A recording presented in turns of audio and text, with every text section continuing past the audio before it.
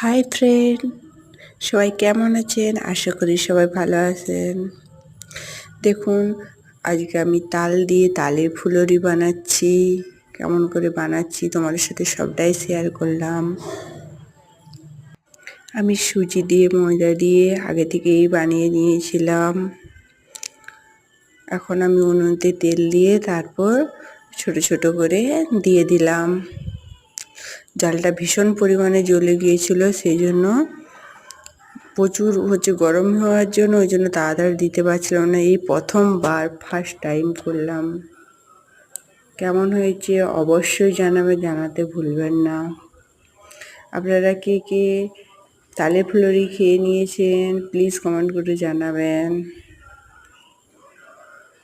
উল্টিয়ে দিলাম, দেখি দু পিঠটা সমানভাবে ভাজা করতে হবে, কারণ এক পিঠটা বসে রয়ে গেলে নিচ দিকটা ভাজা হয়ে যাবে, উপর দিকটা ভাজা হবে না। সেই জন্য পুরোটা তুলে নিয়ে উল্টে দিয়ে সুন্দর করে ভেজে নিতে হবে।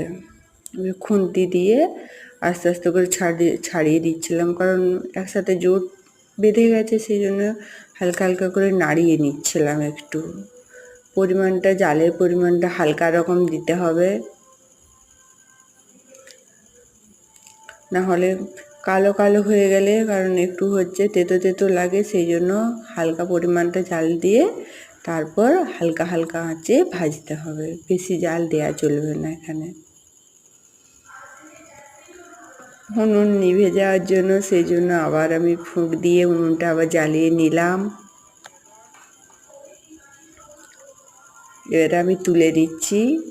খুব সুন্দর কালারটা আসছে, পুরো লাল কালারটা আসছে।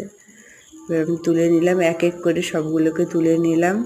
দেখতেই পাচ্ছেন আমি ছেঁকে রেখেছি। প্লিজ কেমন লাগলো অবশ্যই জানাবেন। কে কে খাবে চলে আসবেন।